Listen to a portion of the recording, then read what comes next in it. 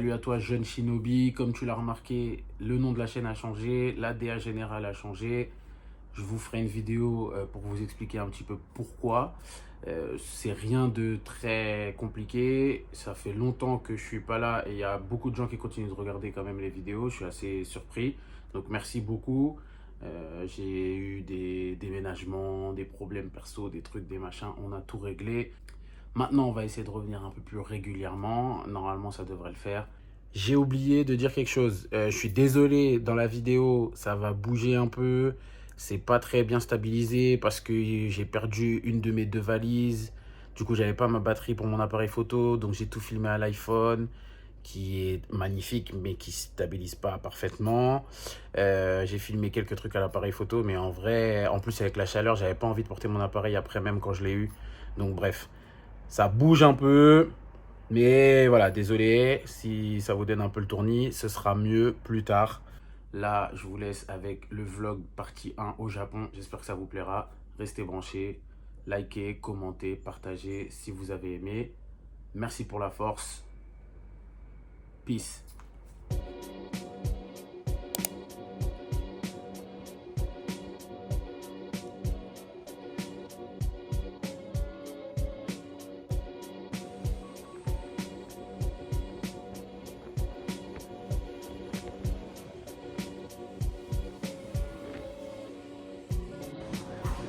Chaleur, c'est pas très humide, mais on adore, il y a un peu de vent, ça fait plaisir. Là, il y a une des choses pour lesquelles je suis venu en premier au Japon, c'est le rétro gaming. La dernière fois que je suis venu, j'en ai pas acheté, j'avais pas fait quasiment de shop rétro gaming. Là, on est venu pour ça, surtout autour de la Game Boy, et on va commencer par le premier shop tout de suite.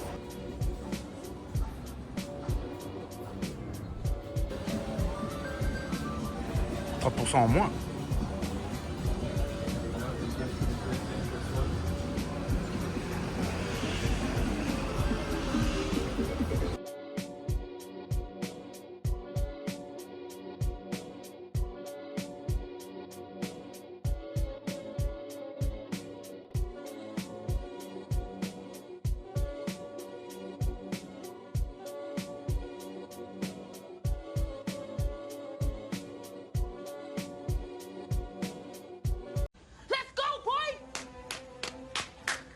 La première Game Boy avec sa boîte d'origine.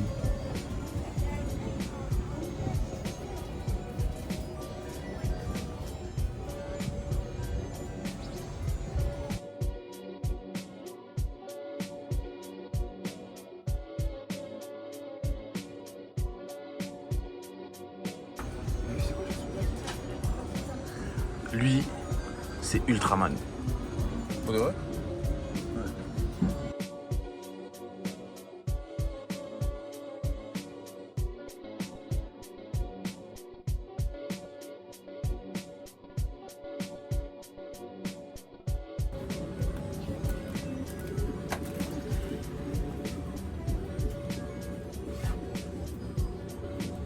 Sega Saturn, Dreamcast.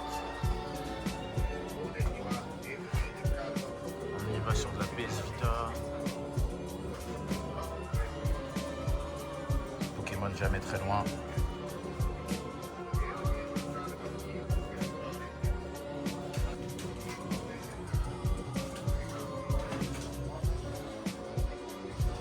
Ah, PlayStation 1, à l'ancienne. Ça, c'est fait pour moi, ça. PS2 violette. Pas cher, hein? 6 000 yens. Lavender. 40. Ouais, tu connais, après, c'est histoire de l'avoir aussi un peu. C'est ce genre de prix-là. Ouais, XD Dark, là.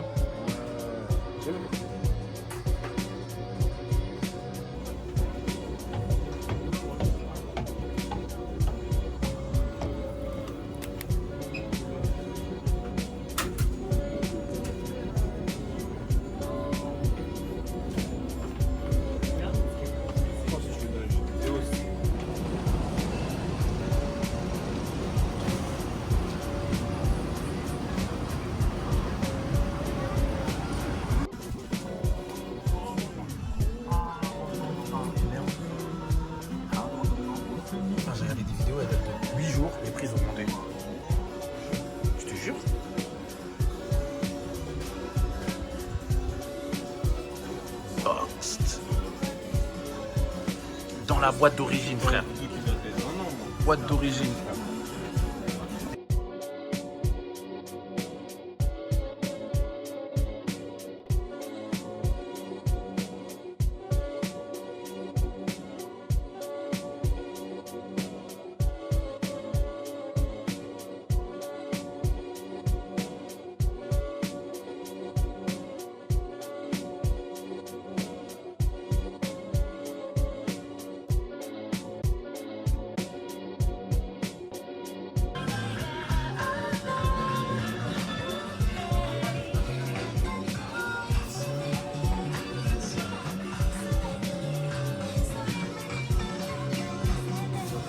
Ok, là on sort du deuxième shop, Trader, qui est très connu. On a déjà fait des petits achats, on va vous montrer ça plus tard. Vous avez 6 étages, je vais vous mettre en vidéo, chaque étage a une spécialité. Et voilà, hein, là on est au paradis du rétro gaming. On est à Akihabara, j'ai pas dit tout à l'heure. C'est très touristique, c'est très connu, donc ça peut être un peu cher. Faites attention, n'achetez pas directement dans ces shops là. Faites un tour, prenez des photos si vous avez le temps pour revenir plus tard. Et voilà, hein. C'est la folie, c'est la folie, c'est la folie.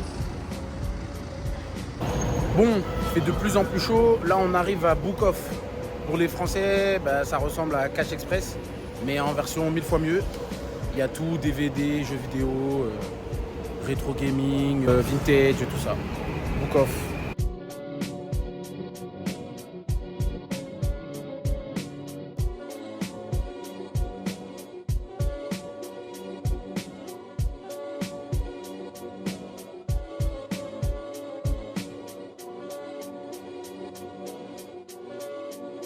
Du coup là on va à Hard Off, c'est la même chose que Book Off, mais comme son nom l'indique, Hard c'est plus le côté hardware, donc il y a beaucoup plus d'électronique, d'ordinateurs, let's go, de GameCube, de consoles, de tout ce qu'on veut. Et dans Book Off il y a beaucoup plus de livres et de CD. Donc là celui-là il est plus pour nous, Camille va essayer de trouver un argentique, moi aussi d'ailleurs si j'en trouve un cool. Et sinon moi c'est toujours pareil, hein, Game Boy Advance. Et on va voir ce qui se passe, Book Off et Hard Off sont des entreprises d'achat-revente. En fait, c'est vraiment comme Cash Express, Easy Cash, Cash Converters, comme on peut avoir en France. Ça s'est exporté à l'étranger, puisqu'il y a des Book Off à Paris, mais il y en a eu aussi dans d'autres pays dans le monde. Donc c'est vraiment très puissant et il y en a dans tout le Japon. De par leur nom et leur logo, j'ai toujours cru que Hard Off et Book Off étaient une seule et même entreprise. En fait, en cherchant un petit peu sur internet et sur le site de Hard Off, j'ai vu qu'en fait c'était pas la même entreprise de base, mais que l'un est franchisé de l'autre. Donc Hard Off a des franchises Book Off. Donc du coup c'est pour ça qu'on a des magasins fusionnés. Je pense que c'est aussi pour ça que les logos se ressemblent beaucoup. Pendant ce séjour, on s'est focalisé sur Hard Off, Hobby Off et tous les Book Off qu'on a pu trouver dans Tokyo. Je vais vous expliquer un petit peu les différences entre les trois. Il y a aussi Mode Off qui est pas mal, j'en ai pas fait, mais c'est en gros une friperie et je pense que ça en intéressera beaucoup d'entre vous. Alors Hobby Off, principalement des jouets, des cartes à collectionner, des peluches, toujours en seconde main parce que c'est le principe de Hard Off et Book Off. Mais au Japon, la seconde main et le vintage et les friperies, c'est vraiment assez impressionnant à quel point c'est quasiment comme neuf. Ils prennent vraiment soin de leurs affaires et les magasins ne rachètent pas n'importe quoi. Donc c'est vraiment très intéressant. Ensuite, on a Book Off. C'est celui qui ressemble le plus à Cash Express, Easy Cash, tout ça. Il y a un peu de tout. Livres, jeux vidéo, CD, figurines. Il y a beaucoup de cartes Pokémon, mais il y a aussi des ordinateurs, il y a un peu de multimédia aussi. Le dernier qui va nous intéresser pendant ces jours, c'est Hard Off. Dans les magasins Hard Off, comme je disais, c'est vraiment tourné autour du hardware. High-tech, multimédia, ordinateur, console, instruments de musique. Beaucoup de choses. Et dans ces magasins, vous avez un rayon junk section. Donc junk, pour ceux qui ne parlent pas anglais, ça veut dire tous les produits qui sont censés se retrouver à la poubelle. Et c'est pas faux parce que vous avez des produits qui sont soit un peu usés, non fonctionnels, non utilisables, mais vous avez aussi des produits qui sont non testés. Non testés parce qu'en général, ils n'ont pas le temps de tout tester et aussi à cause de l'aspect générale, je pense, du produit. Mais faites-moi confiance, dans cette partie junk section, si vous diguez, si vous y allez régulièrement pendant votre séjour, que ce soit à Tokyo ou ailleurs au Japon, parce qu'il y a des hard-off partout dans le Japon, vous allez trouver des trésors, c'est sûr et certain. Faites-moi confiance.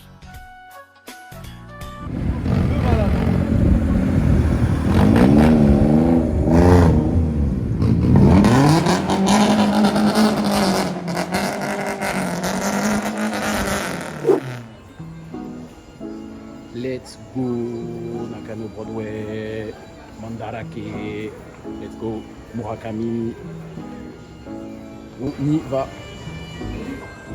J'ai découvert Nakano Broadway par hasard pendant mon premier voyage au Japon. En fait, moi je cherchais le café Murakami que vous voyez là à l'écran et la boutique de Murakami aussi.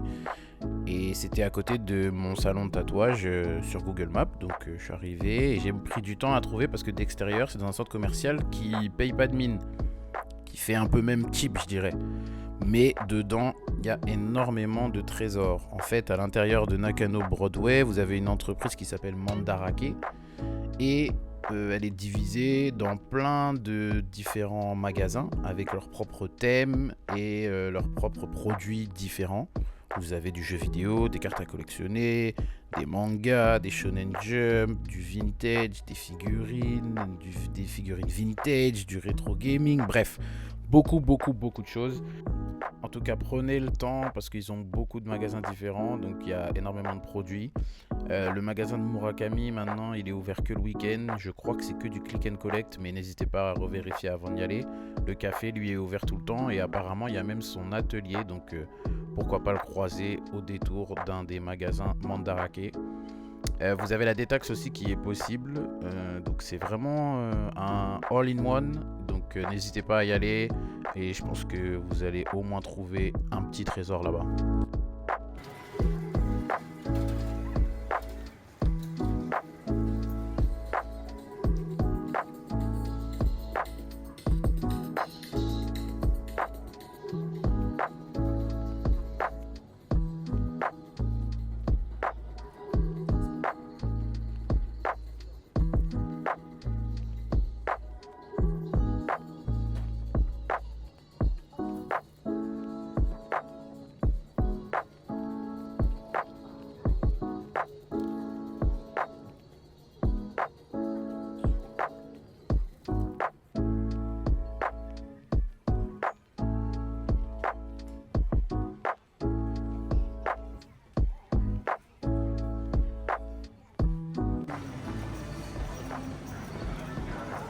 Très bon ça.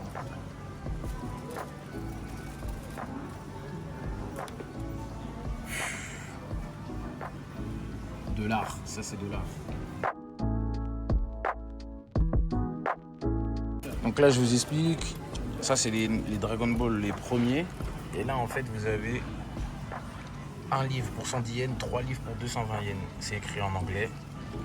C'est un tax free shop, là il y a Détective Conan, il y a tout. Et il y a aussi des packs, genre tout ça pour 2200 yens. Voilà. Les gars, il faut venir ici, Nakano. Si vous aimez les mangas, il faut venir à Nakano. Après, il y a du loose, hein, il y a des mangas tout seul. Je vous montre en rapide, je m'arrête pas, mais c'est une folie. Naruto, let's go. Ça va partir avec un Naruto, c'est sûr. Ou plusieurs. La Camille, il a fait une découverte que je vais acheter immédiatement. Ça va spoiler tout de suite. Bah ça spoil, ça c'est un spoil. Voilà, si vous regardez pas Hunter x Hunter, tant pis pour vous, regardez-moi cette masterclass, cette double page, je vais l'encadrer dans ma chambre. C'est une dinguerie, j'achète, merci, au revoir. Dinguerie, Hunter x Hunter, Hunta, on dit pas le X en vrai, mais on s'en fout. Let's go. Oh là là, vous savez déjà. Très bon choix. Piré, c'est beaucoup trop gros, je vais pas l'acheter, mais ça donne envie. Le prix est incroyable. Il y en a plein. Un big one là. Il y a tout ça. y a tous ces trésors. C'est lourd. Hein. Du manga, il y en a partout. Impossible de tout montrer parce qu'il y en a des dizaines et des dizaines et des dizaines de rangées. C'est une dinguerie.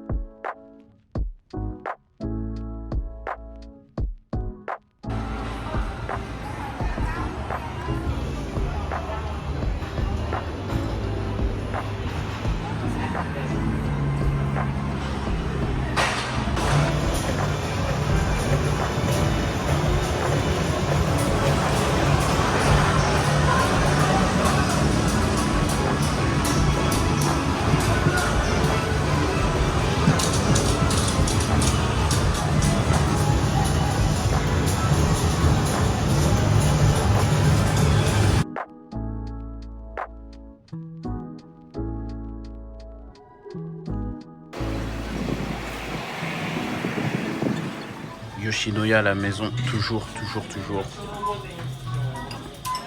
Let's go. Les prix sont fantastiques. Si vous venez au Japon, Yoshinoya. Yoshinoya. J'arrête de dire Yoshinoya.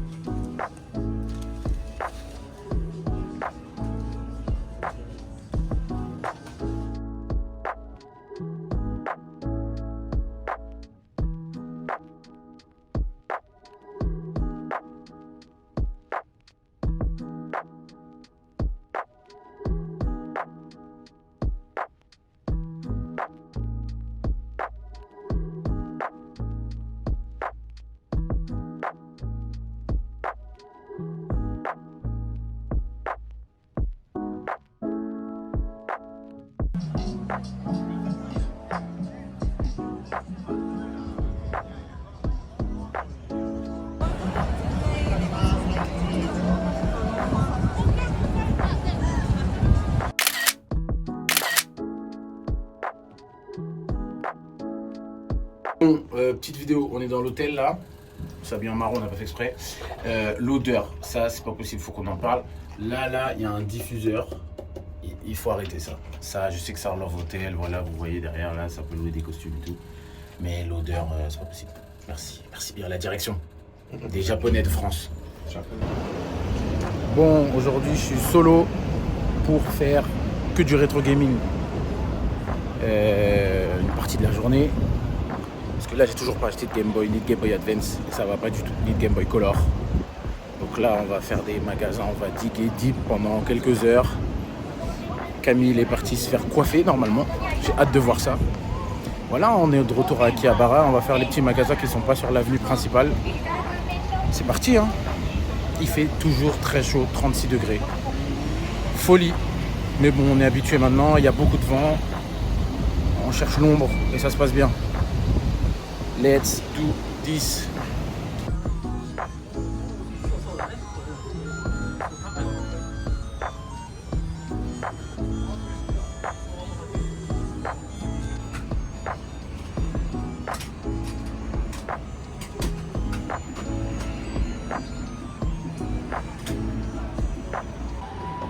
Bon, Retro Game Camp, c'était très cher. Bon, là, on est juste derrière, on va aller chez Bip. On va voir ce qui se passe. Bro, come on now, dog. Ok, mon plan, c'était d'aller chez Bip. C'était un magasin sur lequel je comptais énormément. Mais il est fermé parce que l'air conditionné ne marche pas. Du coup, ils ont fermé. Donc, j'espère que ça va réouvrir avant que je parte. Parce que c'est un magasin vraiment super super cool pour le rétro gaming. Je vais aller dans un autre shop qui est juste à côté. On va voir. Le shop est collé à Bip, c'est Surugaya mais spécial rétro game. Là il y a des offres, il y a plein de choses. Donc là j'espère que je vais trouver mon bonheur. C'est parti. En France on a Cash Converters, Easy Cash, Cash Express. Au Japon, ils ont Hardoff et Surugaya. Donc Surugaya, c'est un magasin qui est vraiment le concurrent direct de Hardoff. C'est de l'achat-revente de jeux vidéo, figurines, cartes à collectionner et d'autres choses comme ça. Et ils ont aussi une junk section. Donc c'est pas ce que vous voyez là à l'écran, mais ils ont une partie avec vraiment des bonnes affaires. Et pareil, des choses qui sont soit non testées, soit destinées à être jetées selon les standards japonais. À Tokyo, ça peut être un peu cher les prix par rapport au reste du Japon, mais il y a beaucoup de magasins, c'est-à-dire que vous avez plusieurs Surugaya, plusieurs Hardoff, plusieurs Bookoff, ne serait-ce qu'à Akihabara. Donc n'hésitez pas, comme moi j'ai fait dans cette vidéo, à retourner plusieurs fois dans les mêmes magasins pendant votre séjour parce que ils ont un renouvellement de produits et ils ont aussi beaucoup de stocks, donc des fois ils sont obligés de brader un peu les prix. Vous pouvez trouver vraiment des pépites. Petite différence avec Hardoff, pour Surugaya, vous avez des magasins spécialisés. Celui que vous voyez à l'écran, il est spécialisé dans le rétro gaming, musée un peu. Et il y en avait un qui était en face, qui était spécialisé dans les cartes à jouer, cartes à collectionner. Donc n'hésitez pas à vérifier avant sur Google avant d'y aller. Bon là du coup on sort de Surugaya, je suis resté une petite heure je crois. J'ai un sac dans la main, vous l'avez vu. Je vous le dis tout de suite, il n'y a pas de Game Boy, c'est très chiant, ça a vraiment augmenté. Il y a aussi une PSP que je cherche. Ça a augmenté, mais bon, on va voir. Il y a encore d'autres shops à faire. Et on va peut-être craquer au bout d'un moment.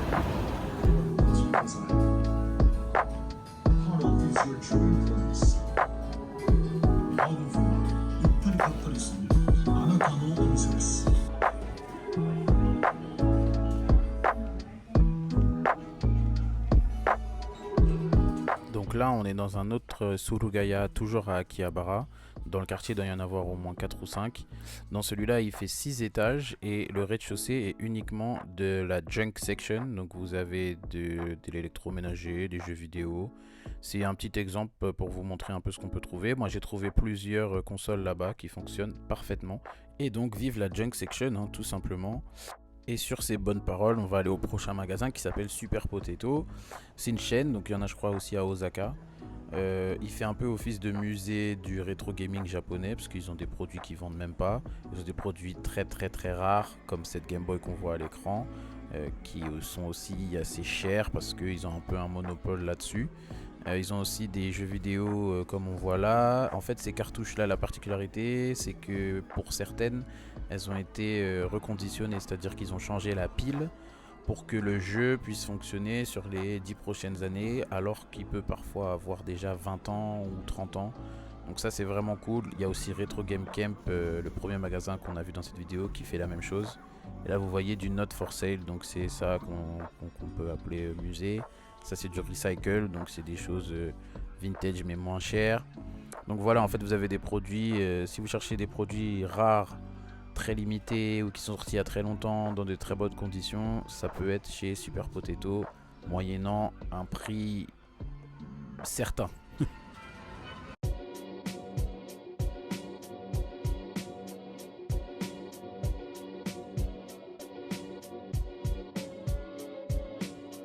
Bon, votre book il s'est perdu pendant 1h30 dans un shop de cartes Yu-Gi-Oh! Pokémon One Piece. J'ai fait des dingueries, mais j'ai trouvé toutes les cartes que je voulais, Yu-Gi-Oh! Encore plus, toutes les cartes Pokémon que je voulais, encore plus. Un shop incroyable, trouvé par hasard. Comme m'a dit Camis, il faut être curieux au Japon. Quand vous êtes au Japon, vous voyez des entrées, des trucs, des signes, des choses que vous pouvez traduire. Vous rentrez, il faut relever la tête, vous avez des choses dans les étages. Faut foncer, il y a plein de choses à Tokyo, partout. On continue, let's go. Pour ceux qui ne savaient pas, Sega a vendu toutes ses tours, mais c'est bien triste. En 2019, j'avais visité celle-là, elle est fermée maintenant. Et on est là sur un autre Surugaya avec des artbooks Dragon Ball. Je voulais tout acheter, il manque qu'un seul livre, on se demande bien où il est.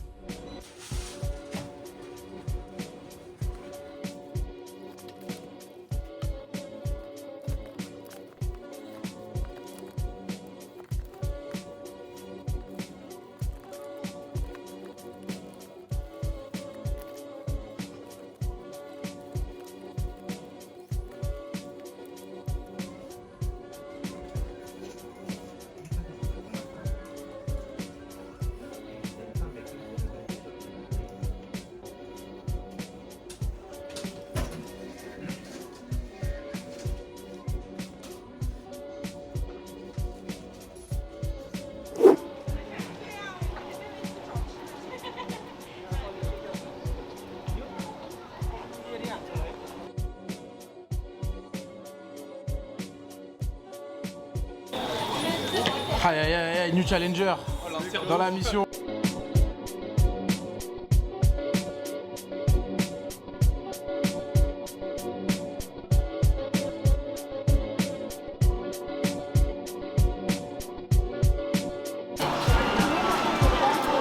Bon bah let's go, hein, le premier. Hein. Le premier.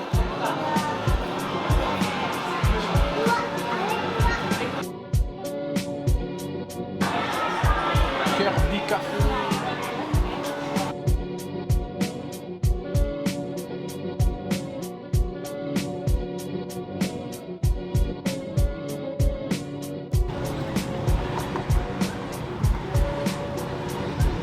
La plaque est sur le côté. C'est bon?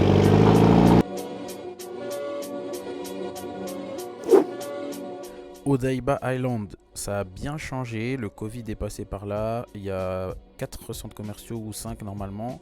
Là il y a le plus gros, ou en tout cas un des plus intéressants qui était Palette Town qui a fermé. Dedans vous aviez un magasin Studio Ghibli, vous aviez des outlets, vous aviez plein de choses comme ça. Il y a le magasin Stussy à Driver City qui a fermé, enfin voilà. Ça a vraiment changé Odaiba et c'est dommage, on était un peu déçus par rapport à 2019. Mais par contre, je recommande évidemment d'y aller. Hein. Vous avez évidemment ce Gundam magnifique qui vient avec son propre programme de son et lumière. Vous avez une réplique de la Statue de la Liberté. Il y a plusieurs centres commerciaux. Voilà, c'est magnifique en plus. Donc allez-y quand même.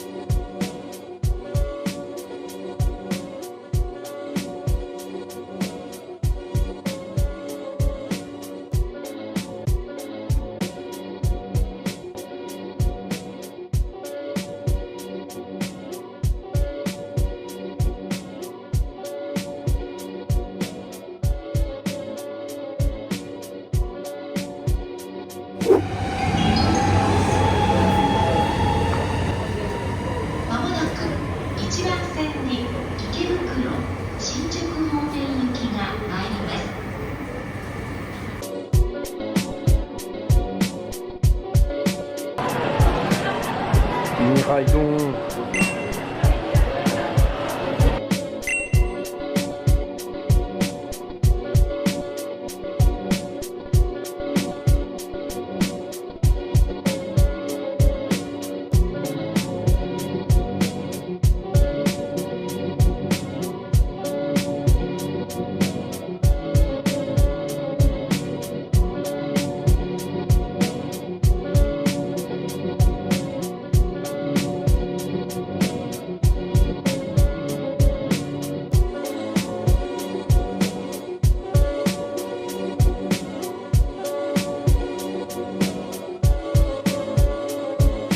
Tentative pour aller chez Bip, j'ai l'impression que c'est ouvert, punaise. Yes. Yes.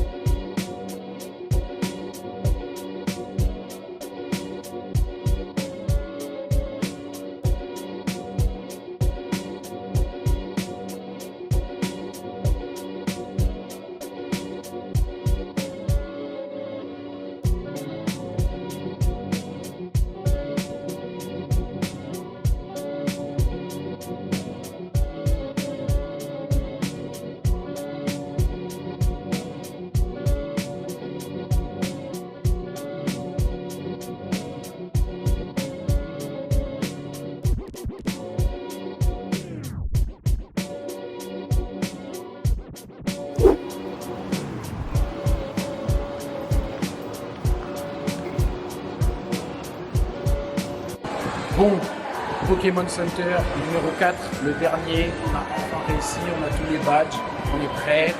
Camille derrière la caméra comme toujours, il y a beaucoup de bruit parce qu'il y a le Pokémon Café juste derrière. Et voilà quoi, on est parti. La mascotte aujourd'hui c'est Reflex Pikachu Mew, vous allez voir ça. Et j'ai mis mon t-shirt Pokémon pour l'occasion, c'est obligé. Let's go, on va 7 fois on achète. 7 fois on achète. Why the fuck you lying? Why you always lying? Let's go.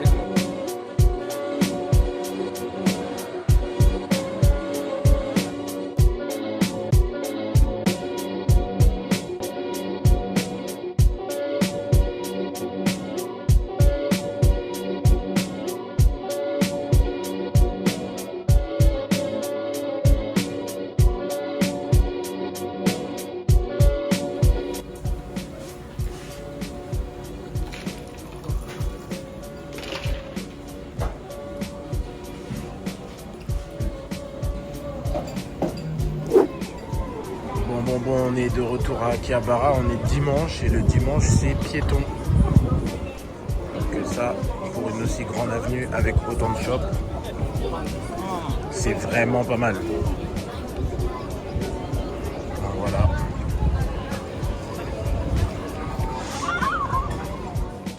J'en parlais un peu plus tôt dans la vidéo et voilà, j'ai fini par aller dans le Sorugaya spécialisé dans les cartes à collectionner. Là, j'ai vu les cartes les plus chères et les plus rares que j'ai jamais vues de ma vie. Donc c'était vraiment intéressant, vraiment cool. Il y avait du Yu-Gi-Oh, du Pokémon, Monster et d'autres choses. J'étais un des plus jeunes clients du magasin, alors que j'ai quand même 31 ans. Et moi, à la base, j'étais rentré pour avoir un peu de Wi-Fi pour contacter des gens. Mais en fait, je me suis retrouvé à acheter des cartes. Rien de cette vitrine parce que je trouve que c'est quand même beaucoup trop cher pour juste des cartes à collectionner. Mais j'ai pu filmer dans ce paradis des cartes à collectionner qui est, je pense, mon deuxième magasin préféré à Tokyo pour les cartes.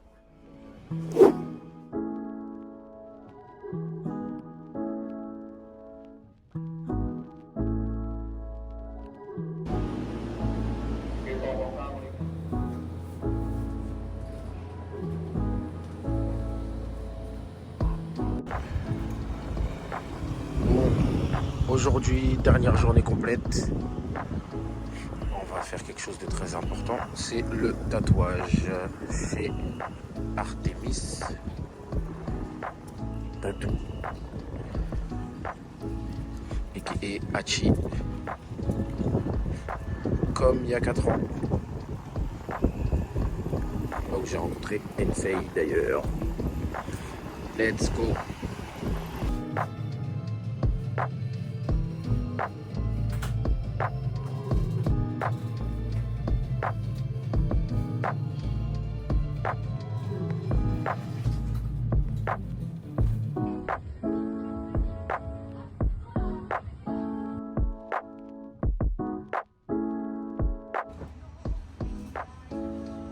Que des anciens Shonen Jump, il y a tout.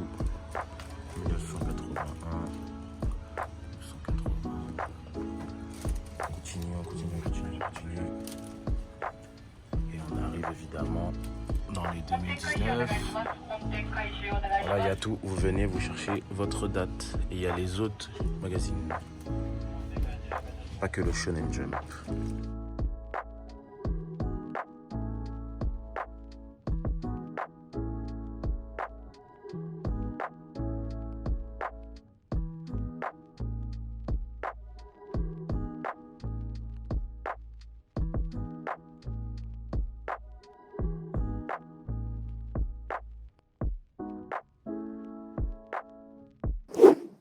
Mission accomplie, j'ai visité tous les Pokémon Store de Tokyo, même celui à l'aéroport de Narita. Akihabara me suit partout. Bon allez, direction Paris.